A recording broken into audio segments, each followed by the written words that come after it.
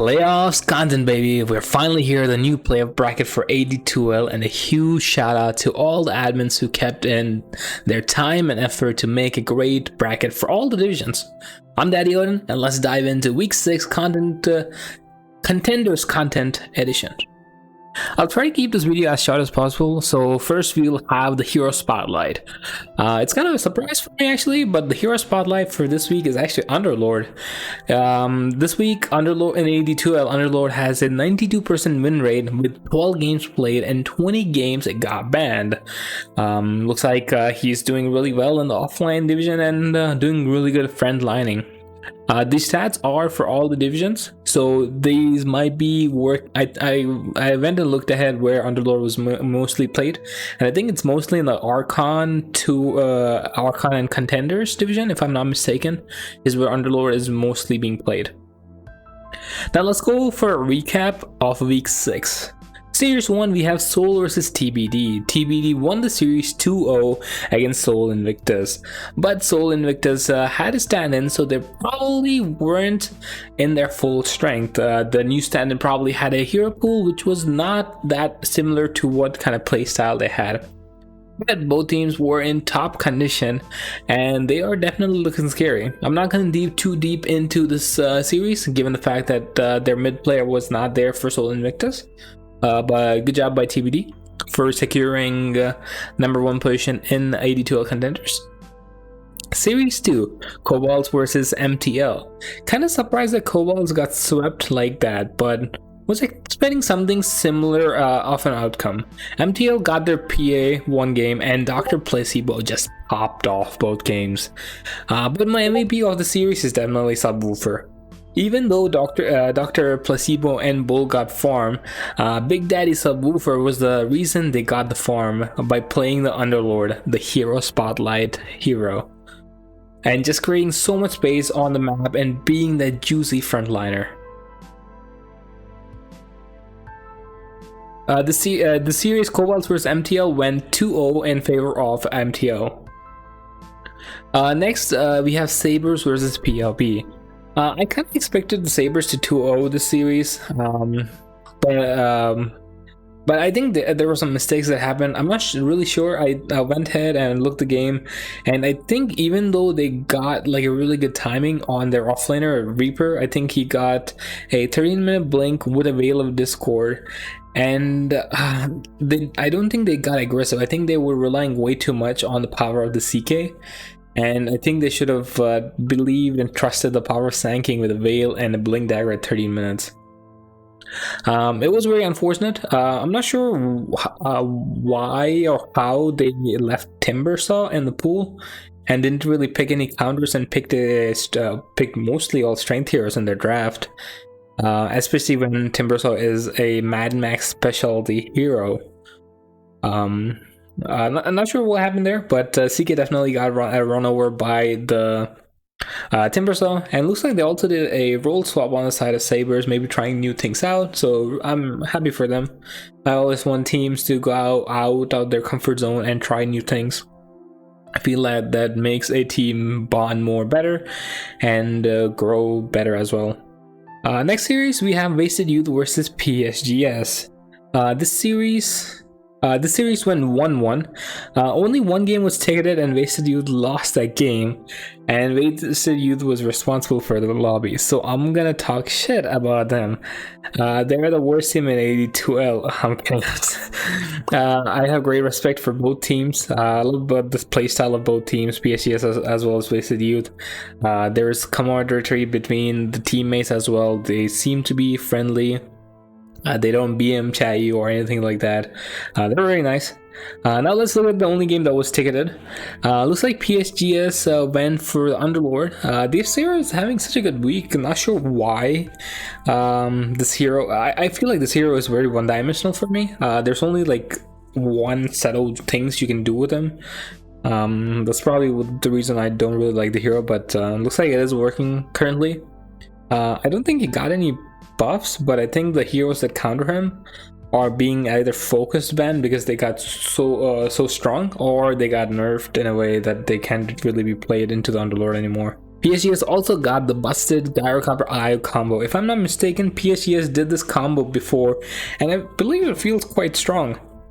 And the main reason is actually not the attack speed itself and the healing, but also the new added thing that IO got, the Spell Lamp, where it's pretty much really strong. Like Gyrocopter does so much early game magical damage that it makes so much sense, and now people are even going Maelstrom build on Gyrocopter, and the damage is just skyrocketing with IO. Also, they had an Underlord and a Storm as well who benefit from amped up spell damage, even though IO Storm is kind of hard to pull off because Teller usually keeps breaking. But Underlord Gyro is more than enough to give enough magical damage. But this game did go extremely late into Gyrocopter Divine range. Not sure why they didn't make the Divine Rapier on Gyrocopter a bit earlier. I feel like after watching the game, I know it might be a bit risky, but those are some things you gotta do when you, especially you have an IO with the Gyrocopter. I think instead of the Daedalus, if you probably went Divine Rapier, I believe Psgs would have won faster. But congrats to both teams, it was a tie series. Looking forward to see what they will be doing in the playoffs. Next series we have is Roberto Rohan versus Grim Reavers. I'll be honest, this is the game that I played with my team against Roberto Rohan, and I feel like we actually got outdrafted in game 2. We went in the game after like 5 minutes into the game. In our comps, we just talked to ourselves like, I don't think our draft is something that we wanted to do, and after the end of the game also we talked about this is not a draft we were happy about creating. So we were growing slowly. We actually didn't expect that much from a Bloodseeker. I have a negative feeling always towards Bloodseeker. I didn't think that hero is actually strong and viable, but I am shocked. I thought the hero falls up at 20 minutes, but he does not. He does so much damage and kites heroes so well. But the series went 1-1. Game 1 we won on Grim Reavers, and game 2 Roberto Rohan won. I think I'm to blame for game 2. I was not concentrating that much on the game. I was coming close to my birthday, and my family was coming around 12 p.m. The games went super long, like 1 hour each game. It was just too draining, but it was a good game. It was a good series. Roberto Rohan also paused for me so that I can go cut the cake and come back. So thanks for that. Next series we have PZR versus ROT. And Jamie roll swapped again. Jamie played Midstorm, and they won. So congratulations on that. I mean, I like the flexibility. You know, like when you swap from a core into another core role, it's not too bad as long as they don't do support changes. But they went and did Safeland Bristleback, and I really don't think this hero is broken. Like the people have been saying, there's this item, there's that item, makes him so tanky. Like, that's the role of offlaner. I think only Safeland Bristleback is broken, or a mid Bristleback is broken with the amount of damage with only a Coddle. And if you don't have Coddle, I think it's gonna get hard, and you need to play it against heroes who have a lot of illusions and summons. The main reason why it seems Bristleback has such a good win rate and is broken in the immortal ranks is that they're picking it with Coddle, or they're picking it straight into like Beastmaster Lycan. This is the new combo that's been going, the Beastmaster Lycan, which people have been saying is the Imba combo that you can't really play into. But unfortunately, both games did go 1 hour 6 minutes each actually. And also Harlot's Heat with their Grimstroke mid is doing miracles. I think they only lost one game so far because that was the first time they played in the patch. In a competitive in AD2L, and the only reason they lost was because the enemy team had a Medusa. But from that, after that point onwards, they've been winning every day. And now I feel like I have a spark that I need to play a Grimstroke mid, and hopefully my captain lets me play it. Last series we got Fotp versus Helmets On, going 2-0 in favor of Fotp. Game 1. Oh yeah, that's right. This was a forfeit. I think I have to report Jojo for bribing Helmets On to make Helmets On forfeit. I'm just kidding. I'm just kidding. Now let's go to the player brackets. We will be predicting the week 1. Soul and TBD got a bye, so we won't be talking about them anymore in the video. Suddenly all the 10 views just dropped off my video. I finally get to play VCU, so I'm hyped. My purpose is definitely to try and gank Lava. I don't know, he's the only player I usually talk in VCU, so you know, I think we grew like friends over the seasons. I'm looking forward for a good game, and I believe we found a caster. I think Biggie Mix wants to cast, and I think VCU also has a caster, so we should probably be fine. Next we have Psgs versus MTL. Kind of hard to predict this game, especially the way they performed against Kobolds. So I will give this 2-1. I think Psgs will lose game 1. Then they will pick up Underlord, or they'll dig deep into their roots and find some draft that they like and go super aggressive with a nice tank like Underlord, or I don't want to say Bristlebag, or probably something like Axe. And they're probably going to go and win 2 games in a row. I think MTL is also a really good team. I went and watched their game against Kobolds. I wanted to know how they did, and they did nice. They disengaged really well. They knew when to fight and not to fight. And I'm pretty sure we will be seeing someone picking this on the lore, either PSG or MTL. So kind of curious on how this game is happening. So if no one's casting it, you should better cast this. I think Soul teammates and TBD teammates are coming and casting all the games, so I'm really happy that they're doing. Thanks a lot, guys. Next we have ROT versus WSS. This one's honestly a tough one. I'm kind of, if you have been noticing in the content, I'm kind of on a bandwagon of ROT since the start, so I will predict 2-0 in favor of ROT if they are able to pick Grim. If they are not able to pick Grim, I believe this might go into a game 3. And I still feel like it's going to be a 2-1 in favor of ROT, but WSS proved me wrong. Next we have Fotp versus Sabers. I'm not sure who will win this, but boy will this be a long game. If you're casting, or if there's anyone casting this game, definitely get some water. You will be dehydrated, because this game is going to go into game 3 and it's going to go for 4 hours. These two teams, they love going in the late game. It's really hard to predict these kind of teams because I believe if one person has a better late game, they win. But it's Contenders division, right? There's mistakes that happen.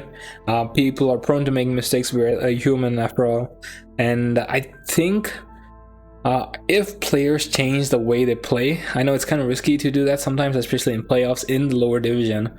I think if they are able to adapt over the last week or something in doing some kind of preparedness into this series, and they pick some kind of early engagement kind of thing, I feel like they might win.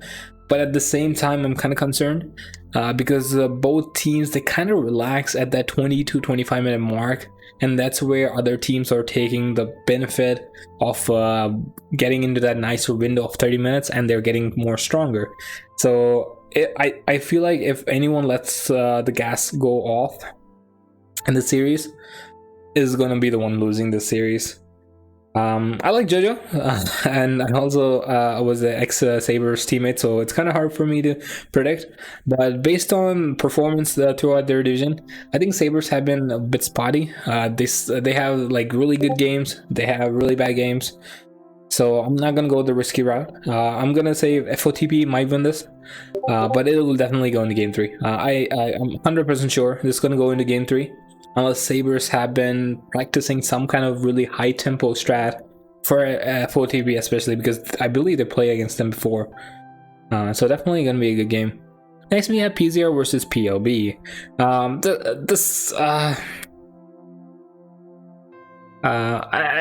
It's kind of hard. PLB, they play really well if they have really good heroes. And so I feel like they are getting outdrafted most of the time, and if they don't get outdrafted, they seem to be having a really good time. And I think this is going to be a series that's going to go in favor of PZR. Like, starting of the season, they've been playing really bad. Like, PZR probably know this as well. I don't want to like throw mud at them or something like that. But over the last 3 weeks, they've been doing extremely well. They've been taking fights against good team. I think they've been scrimming as well. And Jamie is playing out of his mind. I feel like he's actually a Smurf, you know, admin Smurf hiding there. I'm just kidding. I think PZR works really well around Jamie, and I think if PLB want to make the game harder, I think they should focus Jamie. But at the same time, it's really hard. The man plays basically all roles. He plays off lane support, mid, safe lane. You give him a hero, he plays it anywhere he wants, and that's a scheme. So it's gonna be hard. I think PZR will try to pick the bristleback coddle most likely, but this is gonna be an interesting series. I feel like this might go game 3, but at the same time I feel like it's gonna be 2-0 in favor of PZR. Well, I don't want to waste any more time. I think I'm already past 15 minutes or something, so I'm gonna stop it right here. This is all I got. I'm not really doing ranking because we already have seeding. I think it's a very accurate representation. Admins, especially Dobbs, who was the one who sent me, did a really good math around it of how people are awarded where they're ranked at, and I tried to do the ranking based on other analytics in Dota, like going and seeing kills, assists, and how team fights were going and stuff like that, and the ranking came similar to that, so I'm not gonna bother making the ranking. So that's all the time I got, folks. Good luck in playoffs. Hopefully you get where you're doing, and hopefully teams don't disband just because they got out of the playoffs, and they keep trying to get better and come to the next season of season 31. Daddy out and out.